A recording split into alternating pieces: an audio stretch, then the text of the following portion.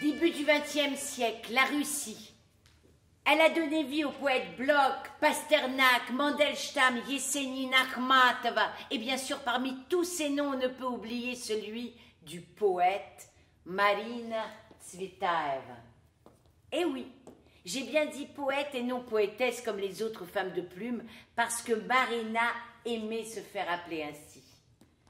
Dans l'œuvre et la vie de Marina Tsvetaeva, on trouve de véritables passions shakespeariennes. Et ce qui pour elle signifiait la vie n'était autre que l'amour. En elle, on sent une énorme force vitale et en même temps un dégoût pour la vie telle qu'elle est. En elle s'opposent vivre et être, la terre et le ciel, Eros et Psyché. Et toute sa vie, malgré de terribles épreuves du destin, elle avouait un amour et une fidélité sans limite pour un seul homme, celui qu'elle a rencontré à l'aube de sa vie, celui pour lequel elle a quitté la Russie sur un cheval blanc et pour lequel elle est revenue sur un cheval rouge, celui avec qui elle est morte la même année 1941, n'est autre que son mari, Sergueï Efron. Elle le rencontre le 5 mai 1911 à Koktebel, au bord de la mer Noire. Et cet amour est alors comme un coup de foudre, et pour toute la vie. Koktebel devient alors le petit lieu de leur âme.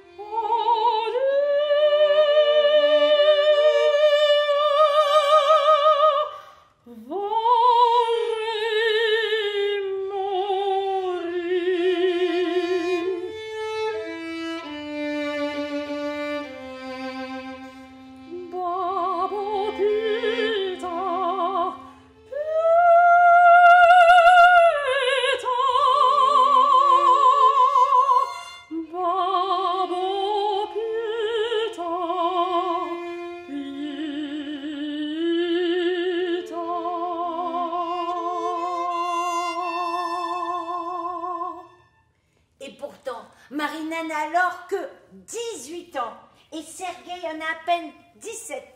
Il est venu là, à Koktebel, pour se soigner de la tuberculose. Et voici comment le décrit Marina dans son poème dédié à Sergueï 3 ans plus tard.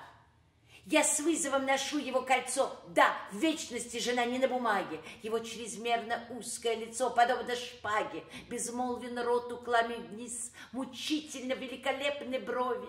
В его лице трагически слились две древних крови. Je porte son anneau avec défi, sa femme en l'éternité, non pas sur le papier. Son visage jusqu'à l'excès se rétrécit, telle une épée.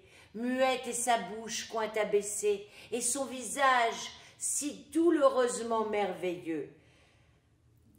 En lui se sont mêlés 2 sangs très vieux. Muette et sa bouche, première minceur des branches, ses yeux, beauté vaine à vous couper le souffle, sous les ailes des sourcils qui s'élancent d'eau gouffre. Et Marina, comment est-elle à cette époque? une grande fillette en maillot de marin, des cheveux très courts et de grands yeux verts. Voici comment l'a décrit Sergueï dans son roman L'enfance. Elle me regardait tout droit dans les yeux et j'ai vu en elle une fille un peu garçon manqué, avec un caractère insupportable, mais elle avait déjà un talent. Et malgré ses airs, Sergueï a vu en elle un poète. Elle venait de publier son album L'enfance. Alors, Sergueï Efron et Marina Tsvetaeva se marient le 27 janvier 1912 à Moscou. Tout est léger et sans nuages. Ils partent en voyage de noces à travers toute l'Europe. Ils envoient des cartes postales à leurs amis de chaque capitale qu'ils traversent. Berlin, Moscou, Vienne, Saint-Pétersbourg, Rome et bien sûr, Paris. Dans le wagon, 9 couples sur 10 s'embrassaient. Mais pour eux, c'était tout à fait naturel. S'étonne le jeune marié. Et Marina rajoute: les deux choses qui m'ont le plus impressionné à Paris sont le Louvre et Sarah Bernard. Jamais je n'oublierai le cri de Sarah Bernard dans le rôle de Marguerite Gauthier. L'amour, l'amour, crie la grande tragédienne.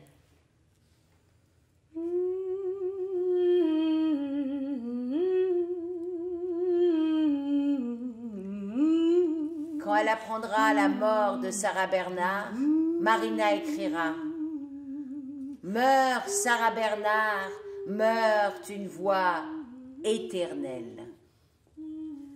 Retour à Moscou, recherche d'un appartement. Comme Marina est heureuse d'être une femme mariée et d'attendre un enfant. La petite Alia va naître sous les cloches de Moscou. Les années passent et Marina est aussi heureuse que le premier jour de leur rencontre. Voici ce qu'elle écrit à son ami et confident Bahra. Cher ami, si vous saviez quel homme passionné, sérieux et profond est-il. En 3 ans de mariage, pas une seule ombre de doute entre nous. Nous ne nous séparons jamais. Notre rencontre est un miracle. Il est mon plus cher pour toute ma vie. Seulement avec lui, je peux vivre tel que je vis, entièrement libre. Et oui, entièrement libre. Tel était le miracle de leur union. Et pourtant, ils eurent si peu de moments de bonheur. Et comme prophétique deviendra la dernière strophe de Marina Tsvetaeva.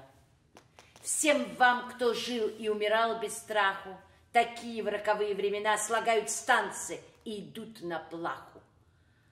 À vous qui viviez et mouriez jadis, au temps où le destin sévit, de tels hommes tressent des stances et vont au supplice. Le 19 juin 1914, l'Allemagne déclare la guerre à la Russie.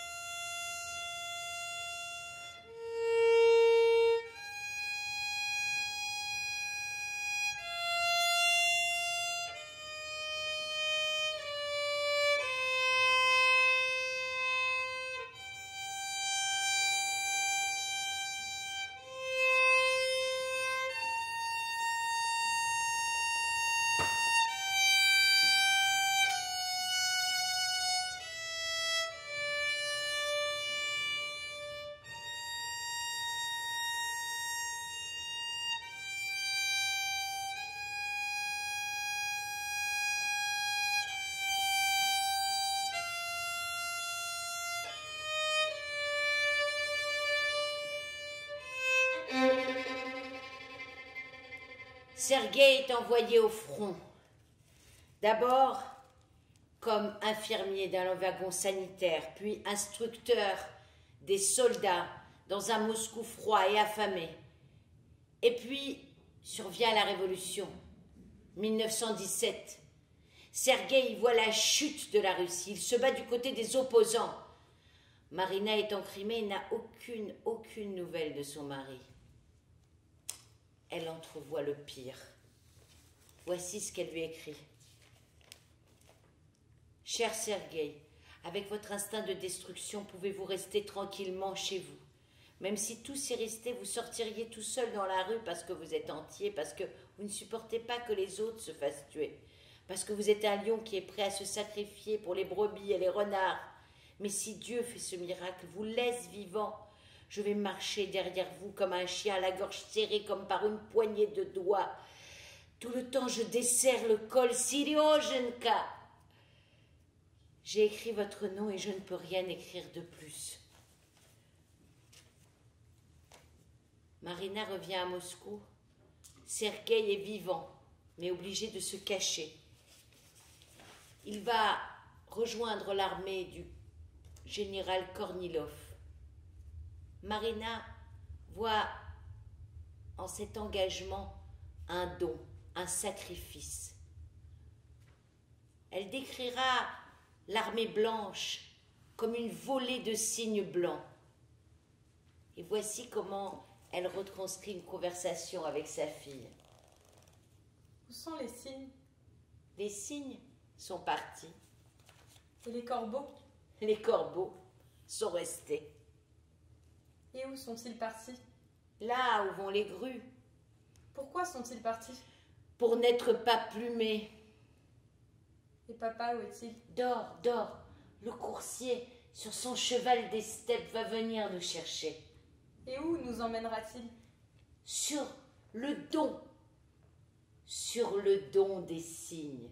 Là, tu le sais, se trouve mon cygne blanc. La dernière bataille entre les Blancs et les Rouges a eu lieu sur le fleuve le Don. Et elle fut alors le symbole de leur martyre, la défaite des Blancs et le sacrifice.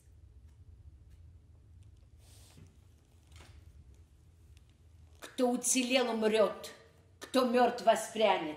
И вот потомки вспомнив старину. Где были вы?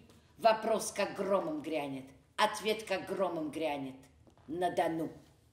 Тихо вокруг, сопки покрыты мглой, вот и затужье безлунная луна, могилы хранят покой, береют кресты.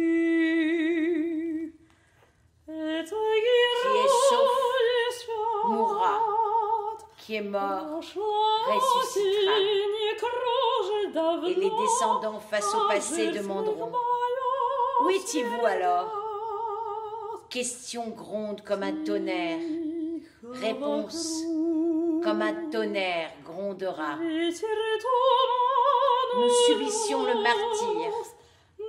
Et puis, là, fatigués, nous nous couchions.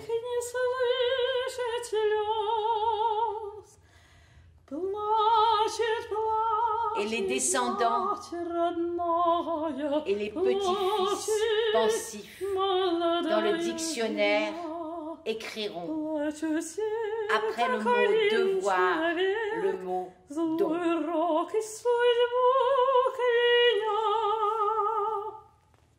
И в словаре задумчивые внуки под словом «дон» напишут слово «дон». Вам навевая сны, спите, герои русской земли, отчизны родной сыны.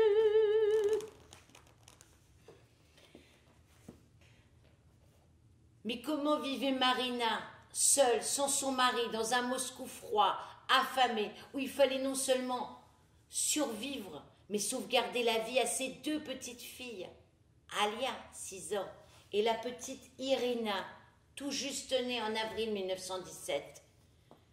Comment vivait-elle dans sa petite chambre en mansarde, seule, sans aucun soutien extérieur? Elle n'avait en plus aucune nouvelle de son mari, dont elle ne savait même pas s'il était vivant ou parti. À bout de souffle, lasse, fatiguée, en novembre 1919, elle décide de donner ses deux petites filles à l'orphelinat. Elles y seront mieux logées, mieux nourries, disent les voisins. Un mois après, elle en reprend Alia, malade de la malaria. Elle la soigne pendant 3 longs mois. Parfois obligée de la laisser seule pour aller chercher du bois, de la nourriture à l'extérieur. Alia guérit. Mais au même moment, le 15 février 1920, la petite Irina meurt.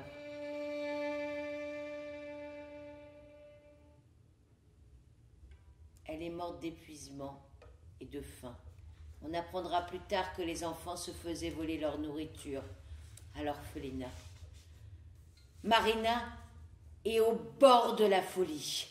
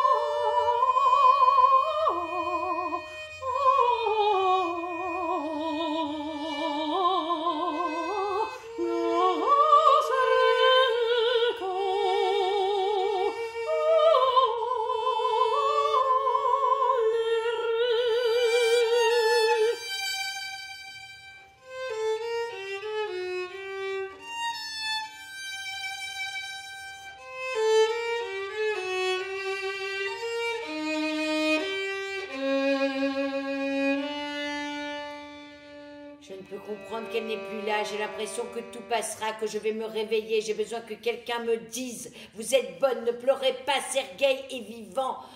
Vous le savez, vous aurez un fils, tout ira bien. » Tout en moi est rongé, mangé par la douleur.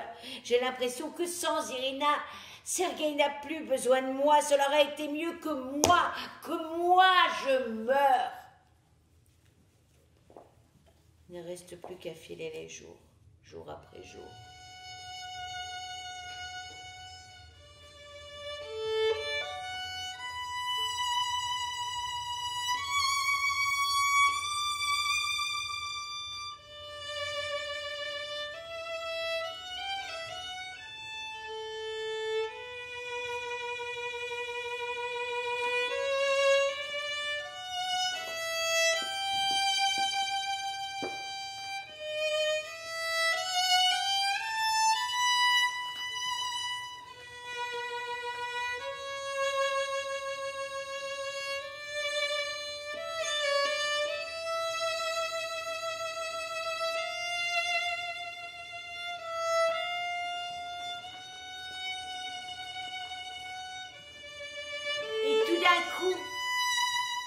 L'amour, l'espoir la fidélité, créer un miracle. Après 5 années d'absence totale de nouvelles, 5 années de séparation, Marina reçoit une lettre de Sergueï. Il est vivant! Comme la plupart des officiers de l'armée blanche, il a fui la Russie par Constantinople. Lui non plus n'avait aucune nouvelle de Marina. Chère amie Marinочка, j'ai reçu une lettre aujourd'hui de Hérenbourg qui me dit que vous êtes vivante et en bonne santé. En lisant cette lettre, j'ai été fou de joie toute la journée. Je vis avec l'espoir en notre rencontre. Sans vous, il n'y aura pas de vie pour moi. Notre rencontre est un miracle. Et encore plus miraculeuse sera notre prochaine rencontre. Chaque minute, chaque seconde de ces années de séparation, vous étiez en moi. Vivez! Ces années sans vous ont été un vrai cauchemar. Et Marina revit. Cher Sergueï, je vis. Pour la première fois, je revis. Mon Sergueï, si l'on ne peut mourir de bonheur, on peut en tout cas en perdre le souffle. Je viens de recevoir votre lettre et je suis sans souffle. Je ne sais par où commencer et par où finir. Mais si, je sais par où commencer. Par mon amour pour vous. Alors, Marina décide de rejoindre Sergueï. Cela voulait dire pour elle une séparation définitive avec son pays, la destruction de tout ce qu'elle y avait construit. Mais il n'était même pas question de rester. Partir. Marina Tsvetaeva et Sergueï Efron se retrouvent à Berlin le 17 juin 1922. Une place vide, une lumière ensoleillée. J'aime tes yeux, j'aime ton front. La silhouette solitaire d'un homme courant vers nous. J'aime tes yeux, j'aime ta bouche, où mes baisers s'épuiseront. Comme longtemps ils sont restés enlacés. J'aime ta voix, j'aime l'étrange sonde de tout ce que tu dis. Et comme longtemps ils se sont essuyés leurs joues baignées de larmes. Oh, ma farouche, mon enfer et mon paradis. J'aime tes yeux, j'aime ton front. Oh, ma rebelle, oh, ma farouche. J'aime tes yeux, j'aime ta bouche. Où mes baisers s'épuiseront, où mes baisers s'épuiseront. Marina Tsvetaeva et Sergueï Efron ont vécu un amour et une idylle sans vague. Ah bon? Et Marina, elle n'a donc jamais eu aucun autre flirt? Ben non. Aucune passion? Même passagère? Bien sûr que non, évidemment, aucune passion. Sergueï Efron, voilà, son unique passion. D'accord. Et sa correspondance alors avec Boris Pasternak? Oh, Boris Pasternak. Enfin, Boris Pasternak est un poète. Marina Tsvetaeva aussi est un poète. Donc ce n'est pas un amour, c'est une correspondance, c'est un amour épistolaire. Ça n'avait rien de charnel. Elle n'a d'ailleurs... Pasternak, elle ne l'a rencontré qu'une fois à Paris. Et sa correspondance avec l'écrivain Rilke? Oh, ben Rilke encore plus, Rilke. Elle écrivait d'ailleurs ses poèmes à l'aide d'un brouillon. Comme elle écrivait, elle écrivait ses lettres et ses poèmes de la même façon. C'était rien, Rilke, c'était juste un ami, un auteur, un collègue. Elle ne l'a d'ailleurs jamais rencontré. Voilà, on en parle. Bon, bah d'accord. Et son amour de jeunesse, qui s'appelait Sofia Farnok. son amour de jeunesse, c'est un petit peu exagéré. C'était juste une copine, une amie, d'accord? Donc on n'en parle même pas de celle-là, Sofia, pardon. D'accord, très bien. Alors, que dirais-tu de Constantin Radzevitch? Oh non! Vous ne devez pas en parler du tout. Là, c'est terminé, là. Mais oui. Constantin Radzevitch, mais enfin... Bon. Il existait quand même. Oui, bah, je suis désolée, normalement c'est bon, c'était pas prévu, mais puisqu'il faut en parler, je vais être obligée donc de vous parler de Constantin Radzevitch, d'accord, Constantin Radzevitch. C'est vrai, elle a eu un amour passionné, un amour charnel, oui, un amour charnel pour cet homme, Constantin Radzevitch, mais un amour très court. Ah, oui, c'est bon. Voilà, très court. Constantin Radzevitch, elle le rencontre à Prague en 1922. Il s'est installé là comme la plupart des officiers blancs parce qu'ils y reçoivent une bourse du gouvernement tchécoslovaque pour y étudier. Marina et sa famille est installée là également. Et cette rencontre est un choc, une brûlure.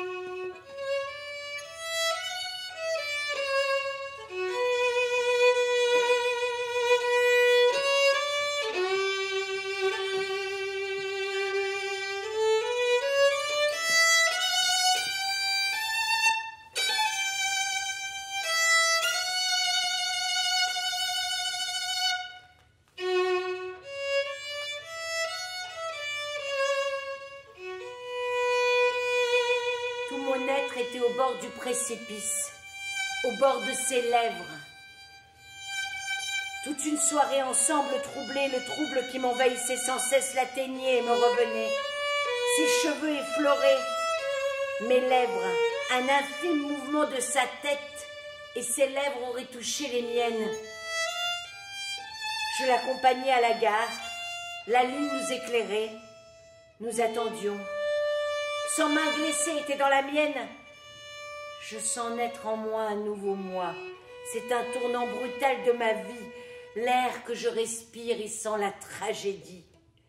Je ne suis pas faite pour la vie. Je suis Psyché. Marina sent dans cette rencontre toute l'impossibilité du bonheur au quotidien et donc l'inévitable séparation d'où ces élans n'ont pas de joie, mais au contraire de désespoir. Et pourtant, elle lui écrira à lui. Vous, Constantin, pour la première fois de ma vie, j'ai ressenti la terre et le ciel ne faisant qu'un.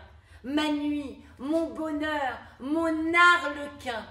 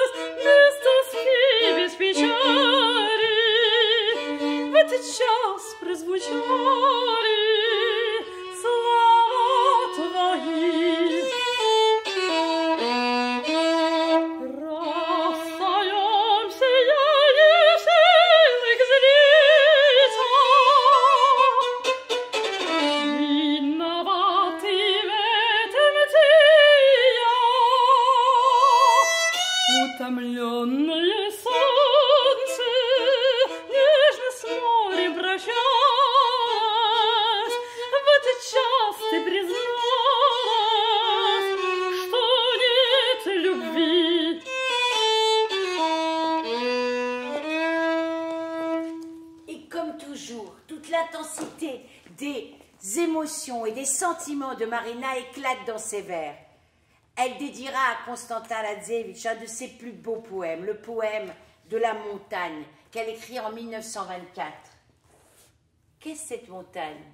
Cette montagne, c'est sans doute celle de Prague, mais c'est aussi la métaphore de l'amour, puissant et éternel. Voilà Marina, peinte sur la colline de Prague par Konstantin Radzievitch. Гора горевала, горы глины, горько горюет в часы разлук. Гора горевала о голубиной нежности наших безвестных утр. Гора горевала о нашей дружбе, губ неприложнейшее родство. Гора говорила, что кое мужды сбудется по слезам его. La montée, la montagne enterre en reste amère l'entaille de nos sanglantes ruptures. La montée, la montagne sur la tendresse tenagnante de nos matins obscurs. La montée, la montagne sur notre lien, nos lèvres parentés des plus imparables. Témoigner la montagne, qu'à chacun il serait dû selon ses larmes. Еще говорила гора, что табор жизнь, что весь век по сердцам базарь. Еще горевала гора, хотя бы с дитятком отпустил агарь.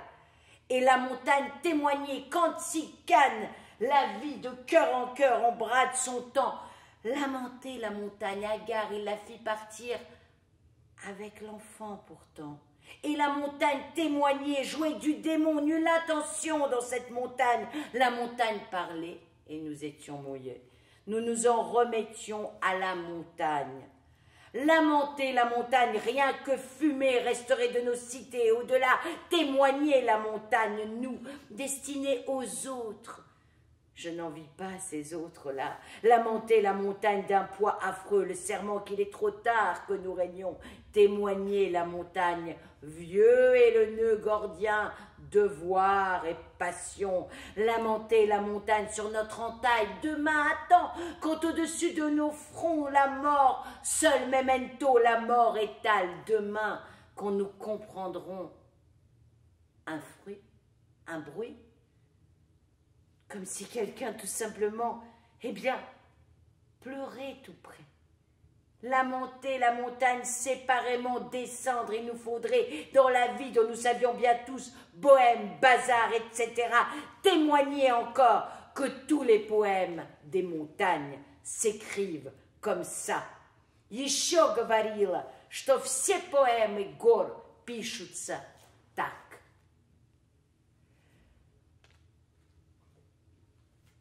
Alors, Sergueï, oui, il était au courant de cette liaison.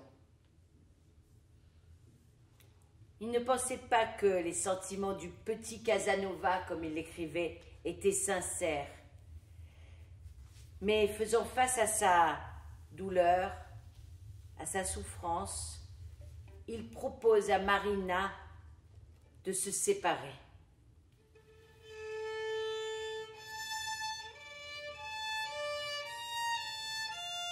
Pendant 2 semaines, elle était comme folle, déménagée chez des amis et déchirée entre l'un et l'autre. Elle ne dormait plus, maigrissait de jour en jour. Je ne l'ai jamais vue aussi désemparée, écrira Sergueï.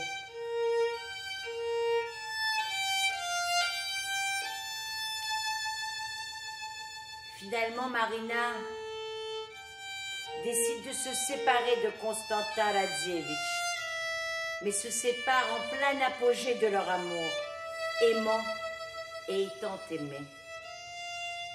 Je ne veux rien d'autre que lui, mais lui ne sera jamais. C'est la première fois que je vis une telle séparation, car en m'aimant, il a voulu tout avoir, la vie, la simple vie quotidienne, soit mienne. Et moi, je lui réponds, non. En juin 1924, elle achève le poème de la fin, témoignage de cette douloureuse séparation. Mouvement des lèvres, je sais, ne parlera pas le premier. Vous ne m'aimez pas, mais si. Vous ne m'aimez pas, éminé, liquidé, éliminé, regard d'aigle sur les parages. Ça, la maison, vous y pensez? La maison est en moi, verbiage. L'amour, c'est de chair et de sang rougi, de son sang qui s'étale. L'amour, il vous semble que c'est bavarder autour d'une table, 1/4 d'heure et chacun se rentre, ainsi que ces messieurs et dames. Amour, cela veut dire temple. petit que l'on vous plante lame après lame sous l'œil braqué des viveurs, et moi à l'écart. Amour, cela veut dire arc tendu, arc, corde, la corde craque. Amour, cela veut dire lien. Nous tout est loin, bouche et vie. Pas de mauvais œil, t'ai-je bien demandé en cette heure intime, leurs proches au sommet des monts et de la passion, memento, fumée. L'amour, c'est tous les dons aux flammes, et toujours pour rien.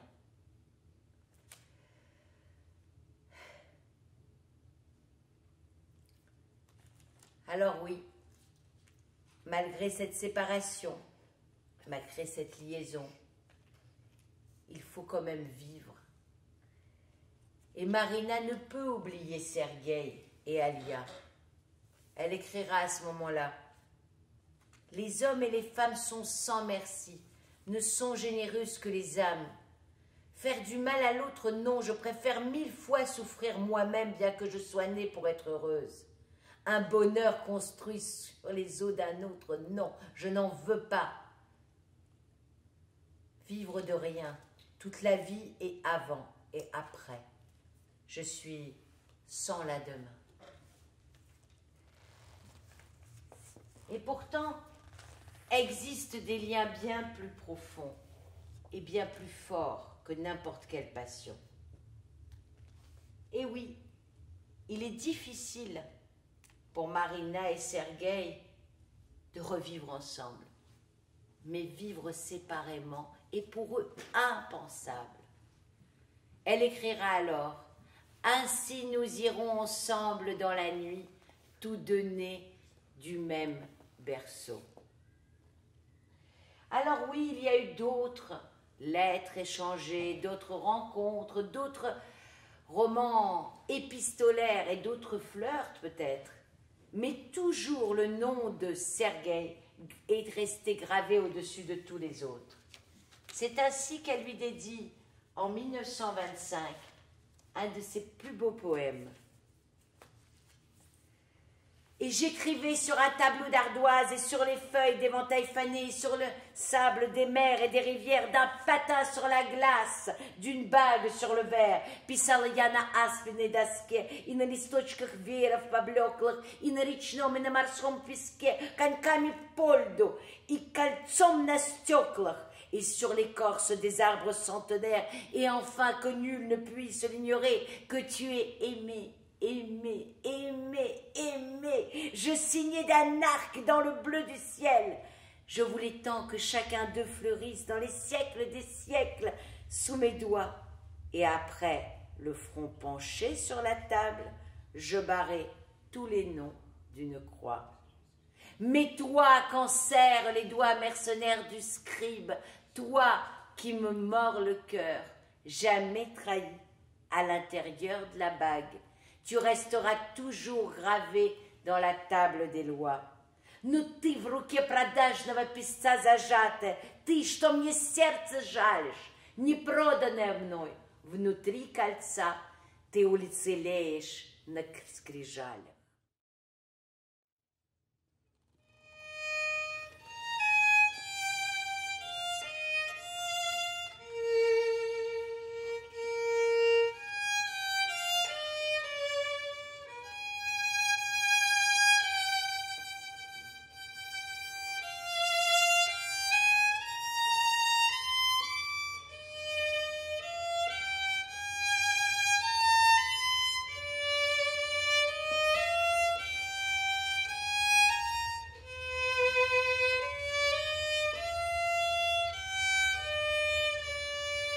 Et maintenant, passons à l'année 1937, qui a brutalement changé le destin de Marina, Sergueï, Alia et leur dernier né, le petit Georges. Installé depuis une dizaine d'années déjà à Paris, Sergueï s'est lié au mouvement des Eurasiens. Ces immigrés russes, partant de l'Union soviétique, avaient peu à peu changé leur point de vue. Ils considéraient que la Russie avait un destin à part dans l'histoire, son propre destin. et ils voulaient terriblement revenir chez eux, dans leur patrie. Beaucoup d'entre eux, comme Sergueï, étaient reliés à l'ambassade soviétique à Paris et même servaient leur pays par des missions, sans penser qu'alors ils étaient fichés par le NKVD. Ce n'était pas une trahison. Sergueï restait un homme de parole, mais il a cru en des idées fausses et il est rentré dans un brouillard d'incompréhension et d'aveuglement. C'était une âme perdue qu'on ne peut défendre ou accuser. Mais on ne doit pas oublier surtout sa terrible nostalgie pour son pays. Il élevait aussi ses enfants dans un esprit pro-soviétique, un esprit qui était pour Marina complètement étranger. Marina était totalement apolitique. Alors en mars 1937, ayant reçu le passeport soviétique, Alia retourne à Moscou. Pleine d'espoir dans un avenir merveilleux et radieux. En septembre, Sergueï disparaît de Paris. Il est accusé du meurtre d'un ancien résident soviétique. On pense qu'il a été exfiltré par les services secrets de l'ambassade soviétique à Paris. Il retourne à Moscou. Marina est seule avec Georges. Marina savait que son mari était un ami maintenant des bolcheviks. Elle savait qu'il élevait ses enfants dans cet esprit. Mais c'était un esprit qui lui était totalement étranger. Elle était totalement apolitique et ne voulait pas revenir en Russie, malgré tout son amour pour son pays. Mais voilà, elle aimait son mari, sa fille. Et 2 ans après leur départ, elle enterre en elle tout désir de protestation et revient, elle aussi, à Moscou, avec Georges. C'était en juin 1939. Alors, sa famille doit partager le sort de nombreux immigrés de cette époque. En août 1939, Sergueï se fait arrêter. Alia également. Tous les deux sont accusés d'espionnage en faveur de la France. En 1941, dans la petite ville de El Aboug, où Marina a été amenée pendant la guerre avec son fils, dans cette petite maison, Marina décide d'en finir avec la vie et se suicide.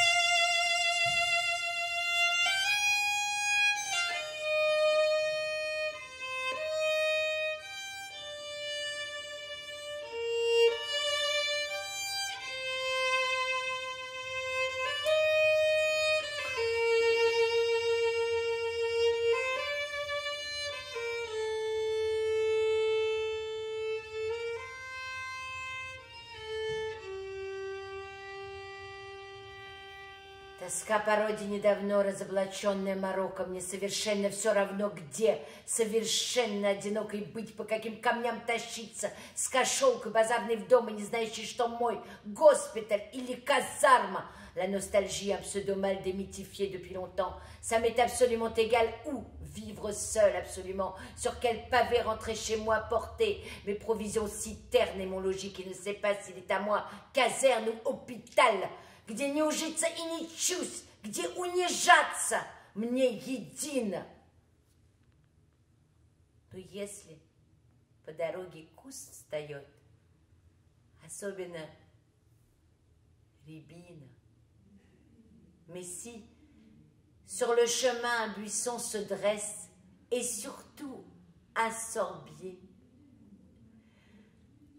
Marina a lu ses poèmes la veille de sa mort à ses amis, mais elle a omis les deux derniers vers d'espoir, parce que tout en elle n'était plus que abnégation, dégoût de la vie. Alors, 1 mois et demi plus tard, Sergueï sera fusillé dans les murs du NKVD. Ainsi, nous irons ensemble dans la nuit, tous deux nés du même berceau, avait prophétisé la jeune Marina. Et ils sont partis la même année, et jusqu'à l'emplacement de leur tombe nous reste inconnu. Mais reste pour nous le souvenir de deux êtres aimants, de deux êtres qui se sont donné un formidable serment à l'aube de leur vie. Deux êtres qui se sont jurés amour et fidélité.